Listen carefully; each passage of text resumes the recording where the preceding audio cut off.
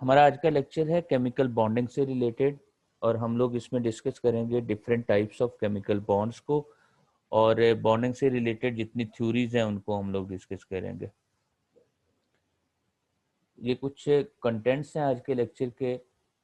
Types of chemical bonds ये आप लोग सब जानते ही हैं, covalent bond, coordinate covalent bond, ionic bond etcetera, और under what conditions these are formed हम लोग उनको डिस्कस करेंगे। लिवर स्ट्रक्चर्स क्या होते हैं and what are the limitations of these structures. फिर ये कुछ थ्योरीज हैं, VSEPR theory, valence bond theory, hybridisation approach, molecular orbital theory, Werner theory. इन सब थ्योरीज को हम लोगों ने डिस्कस करना है और इनका जस्ट ब्रीफ सा इंट्रोडक्शन हम लोग करेंगे। Some important terms used in bonding, pi bond, sigma bond etcetera क्या हैं, एटॉमिक ऑर्बिटल या मॉलिक्यूलर ऑर्बिटल्स क्या होती हैं, और बॉन्डिंग मॉलिक्यूलर ऑर्बिटल और एंटी बॉन्डिंग मॉलिक्यूलर ऑर्बिटल में क्या फ़र्क है। उसके साथ साथ हम लोग bond access, bond order, bond energy, ये कौन कौन से फैक्टर इसको इफेक्ट करते हैं, बॉन्ड लेंथ, डाइपोल मोमेंट, और कुछ ऐसी प्रॉपर्टीज हम लोग एक्सप्लेन करेंगे जो बॉन्डिंग से इफेक्ट होती हैं, properties relating bonding of the compounds. Ionic bond, it is also called as electrovalent bond. हम लोग जानते हैं कि ऐसा बॉन्ड जो आउटर शेल के अंदर इलेक्ट्रॉन की ट्रांसफर से बन रहा होता है, those are called as ionic bond. लेकिन ये कॉन्सेप्ट गलत है, इलेक्ट्रॉन की कंप्लीट ट्रांसफर नहीं होती। यही वजह है कि आयनिक बॉन्ड 100% पॉसिबल नहीं है। सीजियम फ्लोराइड का सबसे ज़्यादा आयनिक बॉन्ड है क्योंकि सीजियम की इलेक्ट्रोपॉजिटिविटी सबसे ज़्यादा है, फ्लोरीन की इलेक्ट्रोनेगेटिविटी सबसे ज़्यादा है, तो इसका 92% आयनिक बॉन्ड बन रहा होता है। NaCl आमतौर पर हम लोग यूज़ करते हैं, इसका 72% आयनिक बॉन्ड बनता है।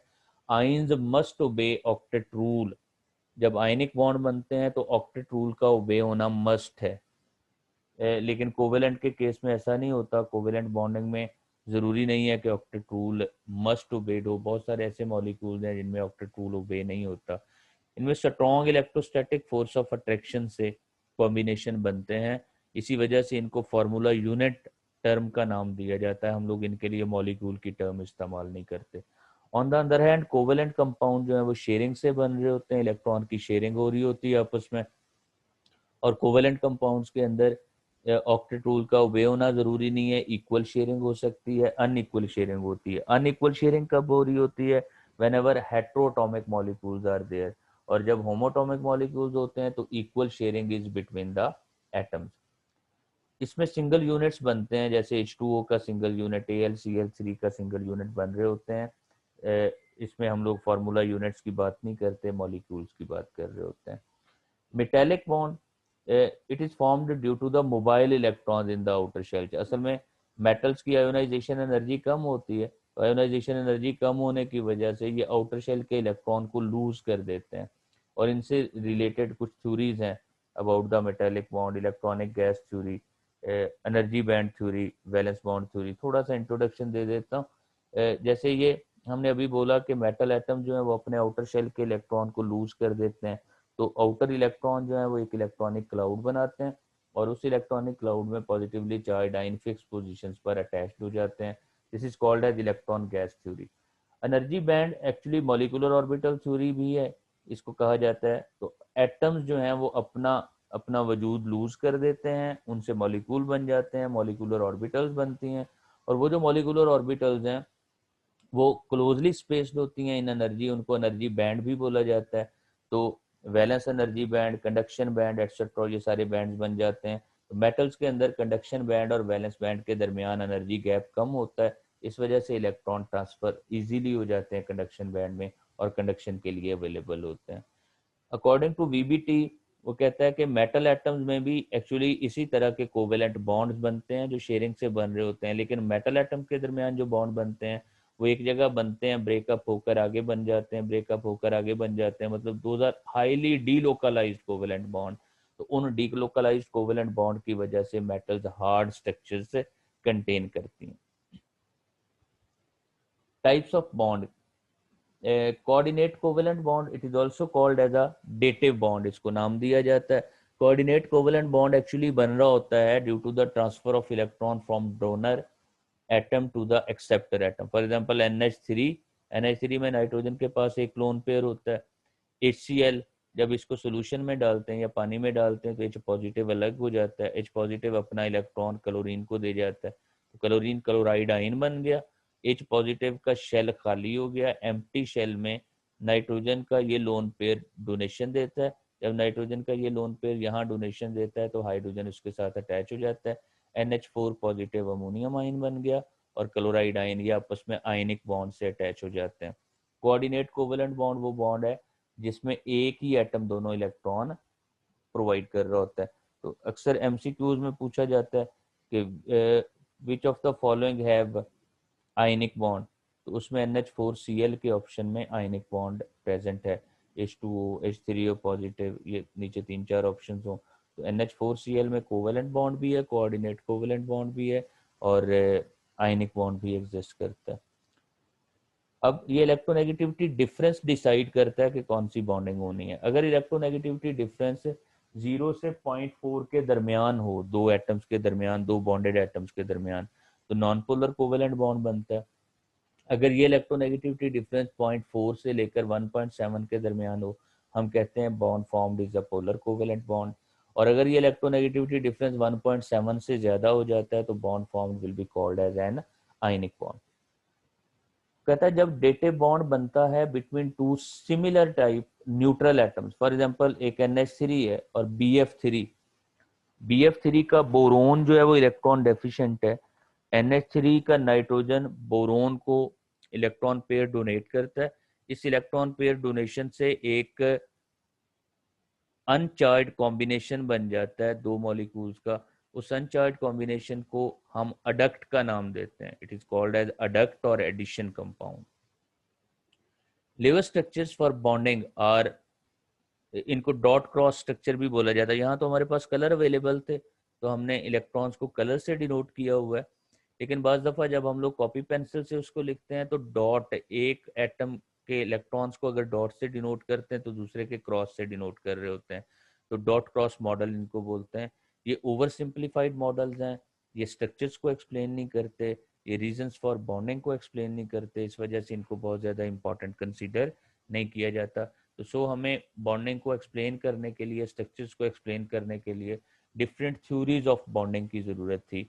तो फर्स्ट वन थ्योरी जो सबसे पहले एक्सप्लेन की गई that was valence shell electron pair repulsion theory, इसको वेस्पर थ्योरी से डिनोट करते हैं हम लोग। तो वेस्पर थ्योरी के जो मेन थीम है वो इसके नाम में ही अगर आप देखें तो valence shell electron pairs, valence shell के अंदर जो इलेक्ट्रॉन पेयर्स होते हैं उनकी रिपल्शन की बेस पर यह थ्योरी डिजाइन की गई है। इट सेज दैट ये जो सेंट्रल एटम होता है, मतलब किसी भी मॉलिक्यूल में वो एटम जो पॉलीवैलेंट है, इसकी वैलेंसी एक से ज्यादा है, that will be called as a central atom. Central atom के इलेक्ट्रॉन पेयर्स डिसाइड करते हैं शेप ऑफ द मॉलिक्यूल्स को, either these are the lone pairs और these are the bond pair. ये दोनों लोन पेयर्स और बॉन्ड पेयर क्या करते हैं, they decide about the structure of molecule, वो मॉलिक्यूल्स के स्ट्रक्चर्स को एक्सप्लेन कर रहे होते हैं। Lone pair also plays the role in determination of geometry. Electron pairs अपने आप को मैक्सिमम पॉसिबल डिस्टेंसेज और मिनिमम रिपल्शंस पर अरेंज करते हैं। मतलब सेंट्रल एटम के इलेक्ट्रॉन पेयर्स, फॉर एग्जांपल ये लीनियर स्ट्रक्चर है, इसमें दो ही लोन पेयर ऑफ इलेक्ट्रॉन है, तो ये जो दो पेयर ऑफ इलेक्ट्रॉन है अपने आप को मैक्सिमम डिस्टेंसेज 180 डिग्री के एंगल के ऊपर ले जाते हैं।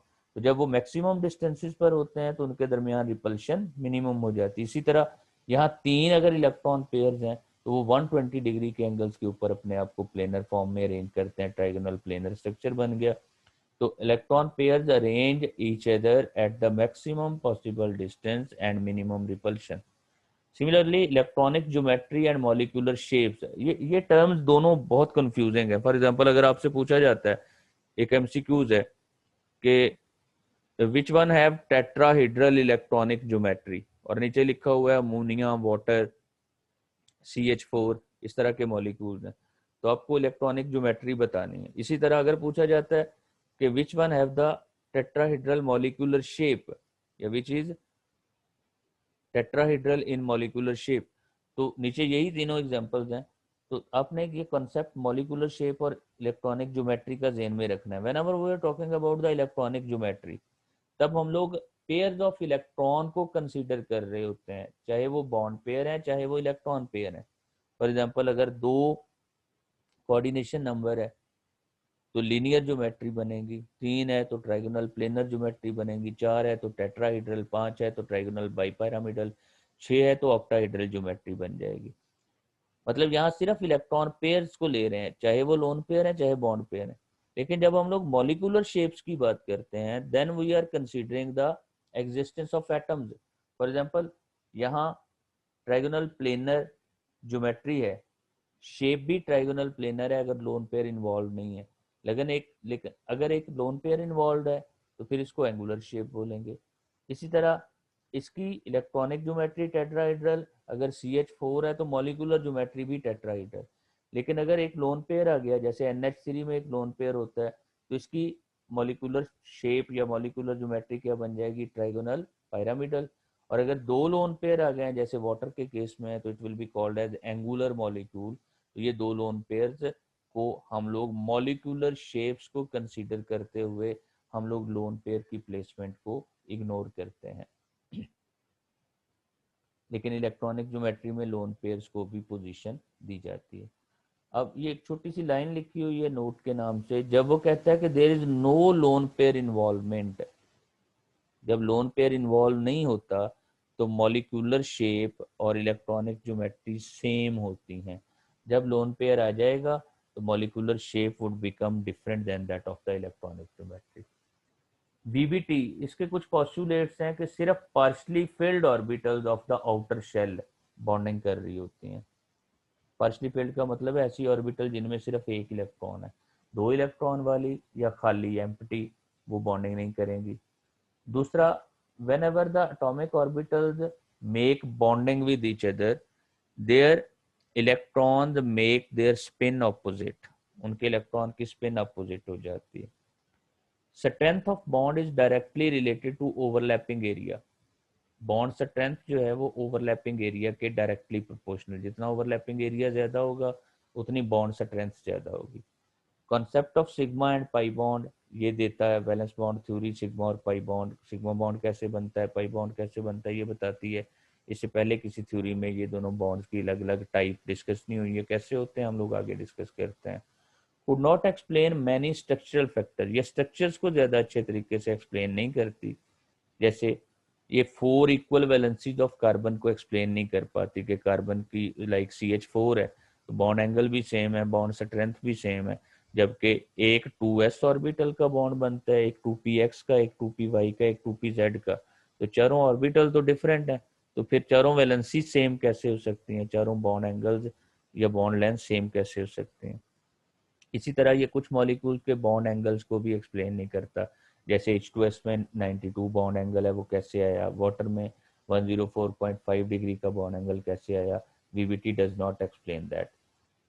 फिर इसी VBT के अंदर हाइब्रिडाइजेशन अप्रोच को इंट्रोड्यूस करवाया गया। हाइब्रिडाइजेशन अप्रोच बताती है कि orbitals having slightly different energies and different shapes actually fuse into each other to give same number of orbitals which are degenerate and have same shape. For example, sp3 में एक s और 3p आपस में मिलकर 4 sp3 hybrid orbitals बना देती हैं। अगर sp, sp2 और sp3 हाइब्रिडाइजेशन कंसीडर करें तो उनमें s character important role play करता है, ये मुख्तलिफ किस्म की प्रॉपर्टीज को एक्सप्लेन करता है। Greater the s character in hybridization, more acidic will be the hydrogen attached to that hybrid atom. अब ये स्टेटमेंट बहुत इंपॉर्टेंट है। फॉर एग्जांपल अगर आपसे पूछा जाता है इथेन, इथीन और इथाइन, इन तीनों में से ज्यादा एसिडिक क्या है, तो आपने देखना है कि इथाइन में sp हाइब्रिडाइजेशन है, इथीन में sp2 है और इथेन में sp3 हाइब्रिडाइजेशन है। तो किस में s करेक्टर सबसे ज्यादा है, इथाइन में। तो जब इथाइन में s करेक्टर सबसे ज्यादा है तो एसिडिक नेचर भी इथाइन के हाइड्रोजन सबसे ज्यादा पॉजिटिव होगा, उसकी एसिडिक नेचर ज्यादा है। इथेन की कम और इथीन की कम और इथेन की सबसे कम। तो एस करेक्टर जितना ज्यादा होगा एसिडिक नेचर उतनी ज़्यादा होती चली जाएगी। इसी तरह एस करैक्टर अगर हाइब्रिडाइजेशन स्टेट में बढ़ जाता है तो स्ट्रेंथ ऑफ बॉन्ड बढ़ जाती है। For example C triple bond C में सबसे ज़्यादा स्ट्रॉन्ग है, C double bond C less strong है, और C single bond C further less strong है। क्यों? सी ट्रिपल बॉन्ड सी के अंदर एस करैक्टर 50% है, तो जितना एस करैक्टर ज़्यादा होगा उतनी बॉन्ड स्ट्रेंथ बढ़ती जाएगी। Next is the molecular orbital theory. बहुत सारी चीज़ों को ये वीबीटी वेस्पर थ्योरी एक्सप्लेन नहीं कर पाई, जैसे ऑक्सीजन की पैरामैग्नेटिक नेचर ज़्यादा इंपॉर्टेंट थी, तो उसको एक्सप्लेन करने के लिए मॉलिक्यूलर ऑर्बिटल थ्योरी को लिखा गया। ये बाकी सारी थ्योरी से एंटायरली डिफरेंट है। एक्चुअली बाकी थ्योरीज में क्या होता था कि एक एटम्स की एक ऑर्बिटल आ गई, दूसरे एटम से दूसरी ऑर्बिटल, दोनों ऑर्बिटल दरमियान में ओवरलैप करके बॉन्ड बना रही हैं। लेकिन मॉलिक्यूलर ऑर्बिटल थ्योरी डिफरेंट है। इसमें क्या होता है कि molecule is treated as a single unit. Molecule एक यूनिट के तौर पर काम करता है, यानी जो एक मॉलिक्यूल के अंदर नंबर ऑफ एटम्स हैं वो सारे एक दूसरे को खत्म कर देते हैं। जब वो मॉलिक्यूल बनाते हैं तो उनका वजूद खत्म हो जाता है, और सिंगल मॉलिक्यूल की बात कर रहे होते हैं हम लोग कि एटॉमिक ऑर्बिटल्स खत्म हो गई और उनसे मॉलिक्यूलर ऑर्बिटल बन गई। Molecular orbitals are bonding molecular orbitals having energy lower than atomic orbitals. मतलब molecular orbitals, bonding molecular orbital, anti bonding molecular orbital और नॉन बॉन्डिंग मॉलिक्यूलर ऑर्बिटल, तीन तरह की ऑर्बिटल्स बनाती हैं। एटॉमिक ऑर्बिटल के आपस में मिलने से बॉन्डिंग मॉलिक्यूलर ऑर्बिटल बनती हैं जिनकी एनर्जी एटॉमिक ऑर्बिटल से कम है, एंटी बॉन्डिंग बनती हैं जिनकी एनर्जी एटॉमिक ऑर्बिटल से ज़्यादा है, और नॉन बॉन्डिंग मॉलिक्यूलर ऑर्बिटल बनती हैं जिनकी एनर्जी एटॉमिक ऑर्बिटल के तकरीबन इक्वल होती है और इनके अंदर लोन पेयर्स रिजाइड करते हैं। ये थ्योरी जो है ये पैरामैग्नेटिक बिहेवियर और डायामैग्नेटिक बिहेवियर को एक्सप्लेन करती है। अब यहाँ अपने कुछ चीज़ों को याद रखना है। फॉर एग्जांपल ऑक्सीजन का अगर हम लोग मॉलिक्यूलर ऑर्बिटल डायग्राम देखें तो उसकी पाई स्टार 2p और पाई स्टार 2p ऑर्बिटल में एक एक इलेक्ट्रॉन आता है, अनपेयर्ड इलेक्ट्रॉन, वो उसको पैरामैग्नेटिक बनाता है। अब अगर O2-1 बन जाए तो तब क्या उसका करेक्टर पैरामैग्नेटिक होगा कि डायामैग्नेटिक, हमें पता होना चाहिए। अगर O2-2 बन जाए तो डेफिनेटली वो डायामैग्नेटिक हो जाएगा क्योंकि ऊपर वाले दोनों इलेक्ट्रॉन पेयर अप हो गए। अगर O2+1 बना देते हैं फिर क्या होगा, O2+2 बना देते हैं फिर क्या होगा। तो सारे मॉलिक्यूल्स को आपको अंदाजा होना चाहिए उनकी मॉलिक्यूलर ऑर्बिटल डायग्राम को मद्देनजर रखते हुए कि कौन सा पैरामैग्नेटिक नेचर देगा, कौन सा आयन या मॉलिक्यूल डायमैग्नेटिक नेचर देगा। It also give the idea of bond order. इसको हम आगे डिस्कस करते हैं। ये फार्मूला है बाकायदा कि बॉन्ड ऑर्डर कितना है दो बॉन्डेड एटम्स के दरमियान। Next is the Werner's theory. Werner's theories को एक्चुअली डिजाइन किया गया था सबसे ज्यादा कोऑर्डिनेशन कंपाउंड के कॉम्प्लेक्सेस को एक्सप्लेन करने के लिए। और ये एक्सप्लेन करती है कि एक्चुअली जो सेंट्रल मेटल एटम्स या आयंस होते हैं उनकी वैलेंसी दो तरह की है। एक वैलेंसी है प्राइमरी वैलेंसी और एक वैलेंसी है सेकेंडरी वैलेंसी। प्राइमरी वैलेंसी उनकी ऑक्सीडेशन स्टेट को और सेकेंडरी वैलेंसी उनके कोऑर्डिनेशन नंबर को एक्सप्लेन करती है। फॉर एग्जांपल कोबाल्ट के साथ 3 क्लोराइड अटैच्ड हैं। ये तीनों क्लोराइड उसकी ऑक्सीडेशन स्टेट्स को सेटिस्फाई करते हैं। इस पर +3 चार्ज है तो इसको -1 वाले 3 एटम सेटिस्फाई करते हैं न्यूट्रल मॉलिक्यूल बनाने के लिए। Primary valency is satisfied by 3 chloride, while secondary valency is satisfied by 6 ammonia. 6 ammonia as a ligand काम करते हैं और ये सेकेंडरी वैलेंसी को सेटिस्फाई कर रहे होते हैं। इसका मतलब हुआ जितनी सेकेंडरी वैलेंसी है वो फिक्स्ड होती है और सेकेंडरी वैलेंसी जितनी है उतना ही एक्चुअली उस मेटल आयन का कोऑर्डिनेशन नंबर होता है। The metal atoms works towards satisfying both. ये जब भी कॉम्प्लेक्सेस बनाएंगे ये अपनी ऑक्सीडेशन स्टेट्स को भी सेटिस्फाई करते हैं, प्राइमरी वैलेंसी को भी और अपनी सेकेंडरी वैलेंसी को भी सेटिस्फाई करते हैं। A negative ion satisfy the, जब भी प्राइमरी वैलेंसी को सेटिस्फाई करना है तो उसको सेटिस्फाई हमेशा नेगेटिव आयंस करते हैं, जबकि सेकेंडरी वैलेंसी को न्यूट्रल एटम्स, न्यूट्रल मॉलिक्यूल्स या नेगेटिवली चार्ज आयंस एक्सप्लेन कर रहे होते हैं या उसको सेटिस्फाई कर रहे होते हैं। तो both type of valencies exist there. Therefore we see that the secondary valency determines the secondary valency coordination number को explain कर रही होती है और फिर उसने पॉइंट लिखा है कि it is directed towards the fix position. Like octahedral structure है तो ऑक्टाहेड्रल फॉर्म में सेकेंडरी वैलेंसीज उसकी आएंगी, अगर स्क्वायर प्लेनर स्ट्रक्चर है तो स्क्वायर प्लेनर फॉर्म में रहेंगी। इसका मतलब है वो ज्योमेट्री को डिटरमिन करती है सेकेंडरी वैलेंसी। तो अगर सेकेंडरी वैलेंसी ज्योमेट्री को डिटरमिन कर रही है तो it means that stereochemistry of the molecules is explained by secondary valency.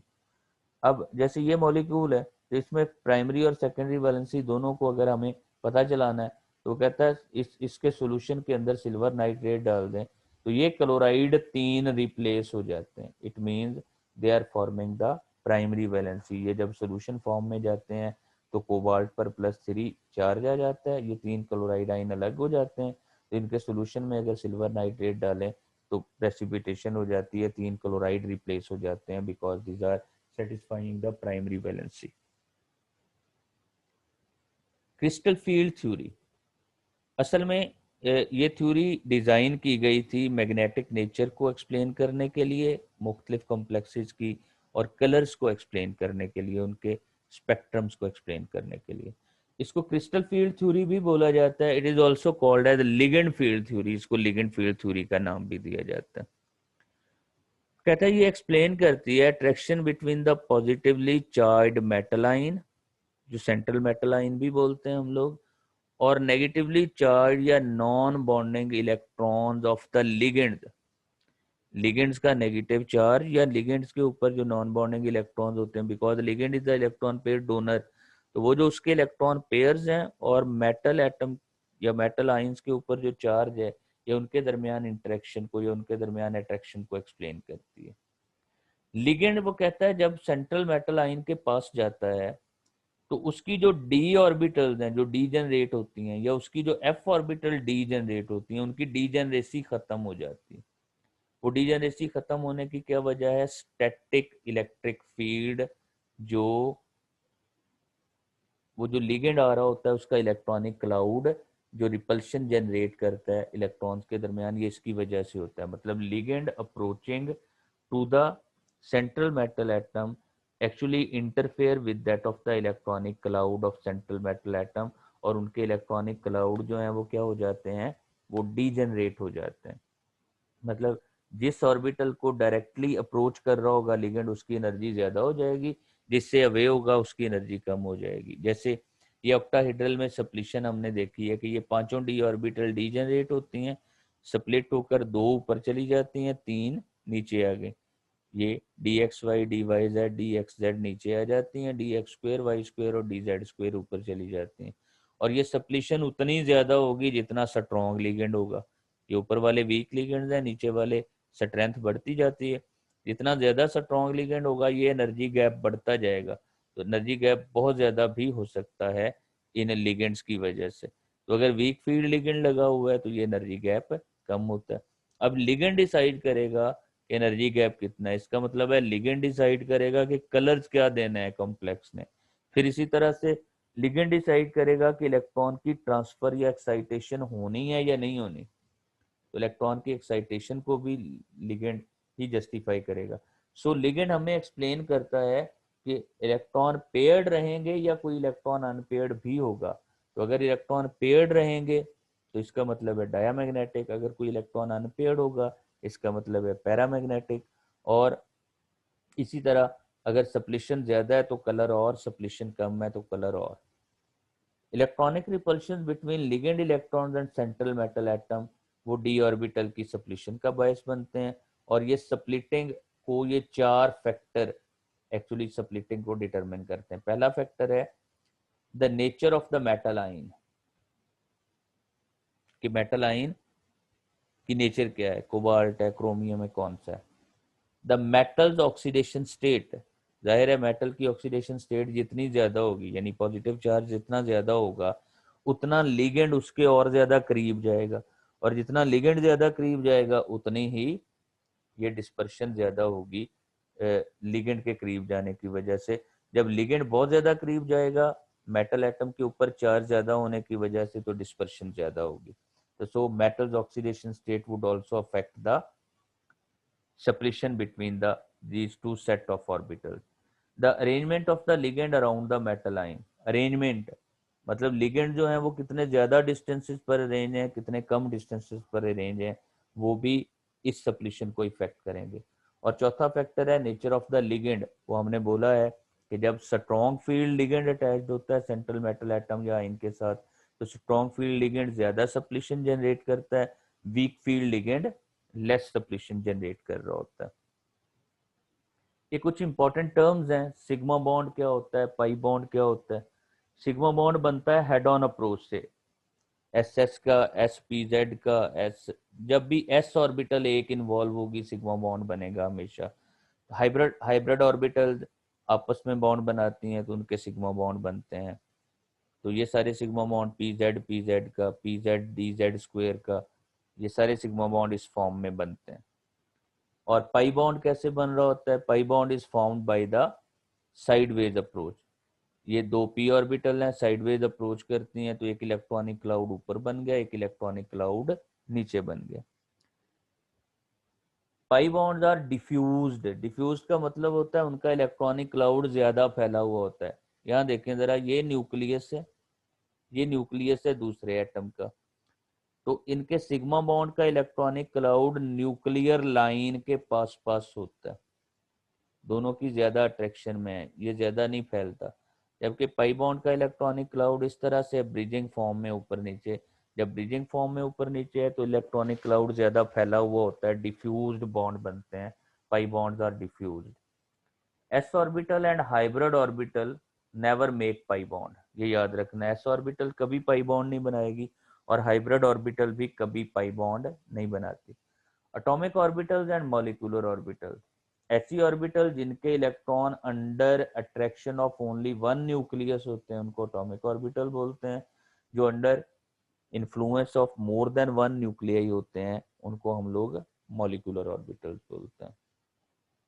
Bonding molecular orbital और एंटी बॉन्डिंग, इनको हमने पीछे एक्सप्लेन किया है कि bonding orbitals are the molecular orbitals having lower energy than that of atomic orbital. Anti bonding की energy ज्यादा होती है।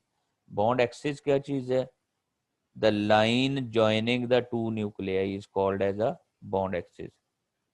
The electronic cloud of the sigma bond is symmetrical about bond axis at the bond axis, while electronic cloud of the pi bond is above and below the bond axis, so these are more diffuse.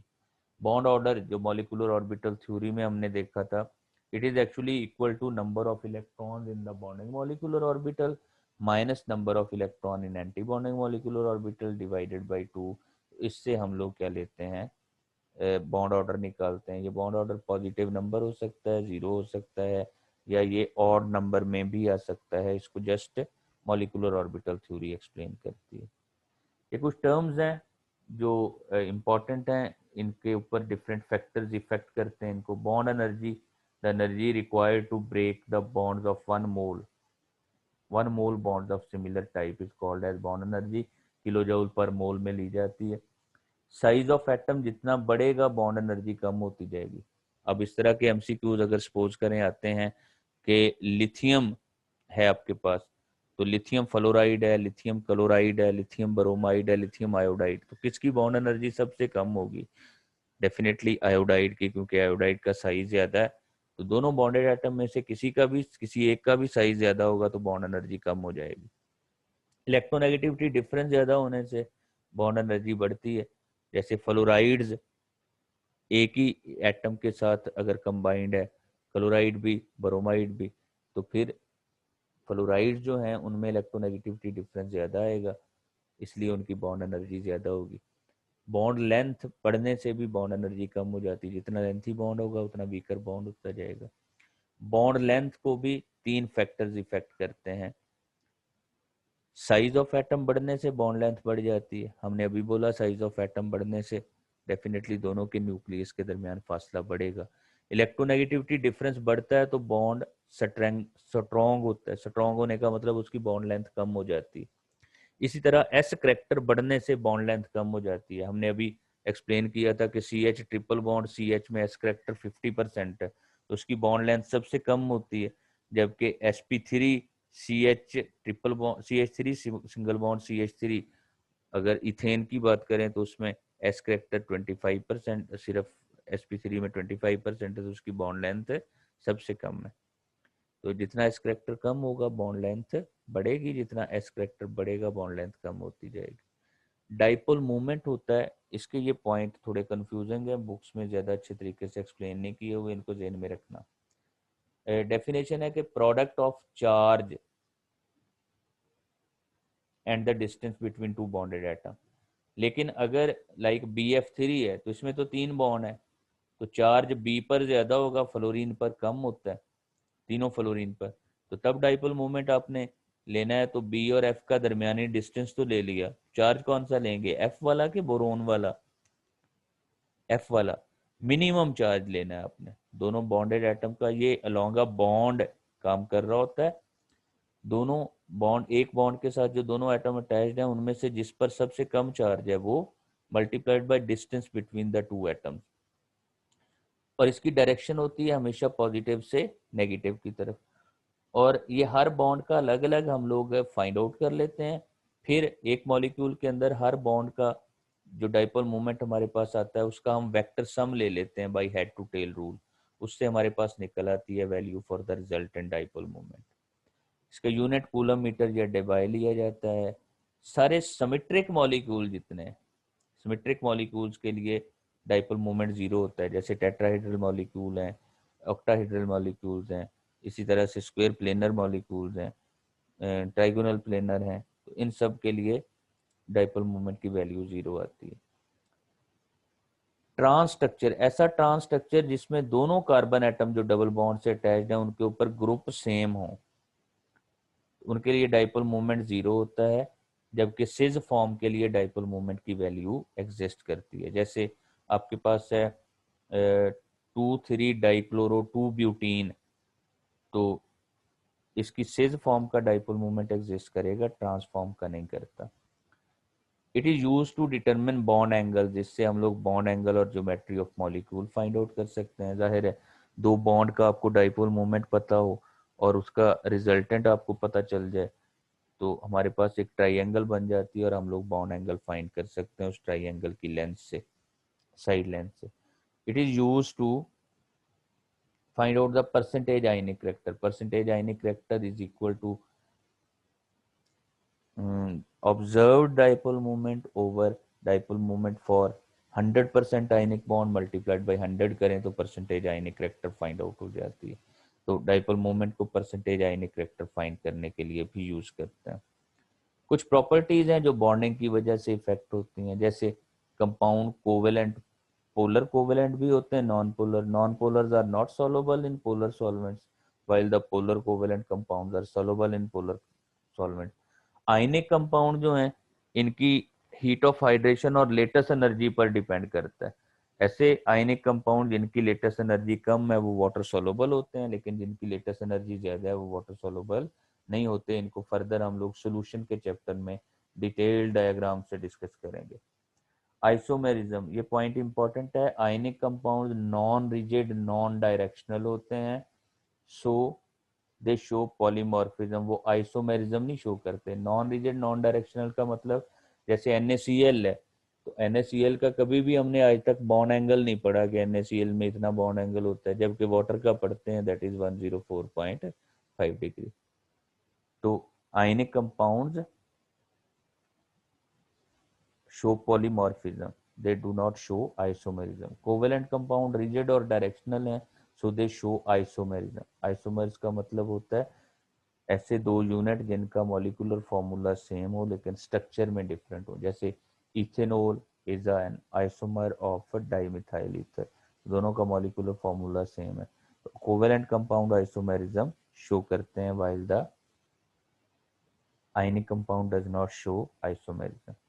Reaction rates of reaction for ionic compounds are higher, जैसे silver nitrate और NaCl के solution बनाकर combine करें फॉरन precipitation हो जाती, rapid reaction है। लेकिन covalent compounds के चूंकि पहले बॉन्ड ब्रेकअप होना होते हैं फिर नए बॉन्ड बनना होते हैं तो उनके लिए टाइम लगता है, उनके रिएक्शन रेट्स बहुत स्लो होते हैं।